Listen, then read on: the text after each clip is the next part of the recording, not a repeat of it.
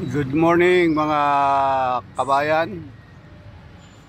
Nandito po ako sa Riyaya, no? Ito po ay may isang akasya po rito. Ito ay isang napakalumang akasya, no? Ayan po po, kitang-kita naman po pagkaluma niya, oh. Ayan, oh. Medyo natutuyo na yung itaas, oh. Ayan po. Ayan po, medyo natutuyo na po yung itaas, oh. Pero ito po ay may sinyalis pa ng malusog pa po ito. So ngayon po ito, sinemento na lang po. Ayan, oh. Sinemento na lang po ito, oh. Para kasi po ito nahuhukay, ano, nabubulok. Kaya ginawa na nila ng semento. Ayan po, napaka napakatanda na. Ang diameter po nito siguro mga 1, 2, 3, mga kulang-kulang 3 metro po ang diameter ng puno. Hindi ko lang po alam kung gaano katanda, no? Pero itong akasya pong ito ay sinasabi po ng akasyang ito ay isa sa pinakamalaki at pinakalumang akasya sa buong Pilipinas. Yan po. Hindi lang po masabi ang eksaktong edad. Yan po. Yan po, akasya nito, yan. Ayan. Marami po luma akasya rito, yung pa isa. Pero ito ata pinakamatanda rito. Ayan, oh. Katunayan po ay pinuputol na po yung mga iba, oh. Dahil bubulok na. Pero ito pong parting yan, po, sariwa pa yan, oh. Ito tatagal pa ito na matagal. Opo.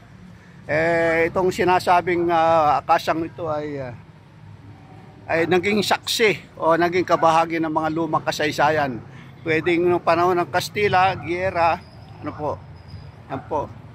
At kasabay po ito ng itong lumang simbahan, yan po. Itong lumang simbahan na ito ay ginawa po ito 1599. 1599 po itong simbahan na ito nung unang gawin.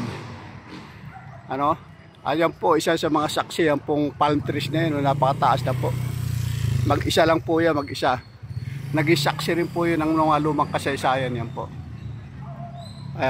Itong akasyang ito ay pinapanatelihing mabuhay ng bayang ito para po siya ay maging saksi sa mahabang panahon po. Yan po. Yan.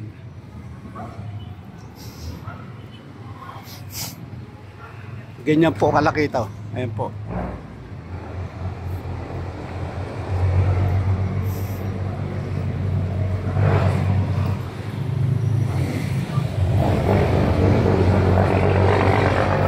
Sariwa pa o yun, mga sariwa pa. Yan, medyo naputol na yun. Pero ito sa ngangya, malakas pa o yan.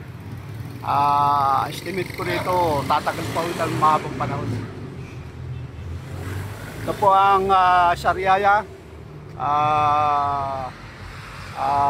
Ang lugar po ng simbahan ng Sariaya. Lumang simbahan, 1599. At ito po ay ang pinakalumang akasya rito at isa sa pinakamalaki sa buong Pilipinas. Yan po. Yan, meron pa rin pong dalawa roon.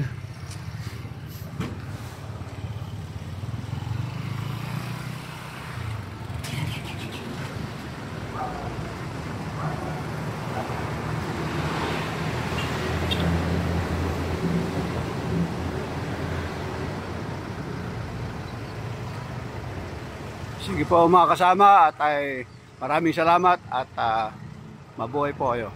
Salamat po.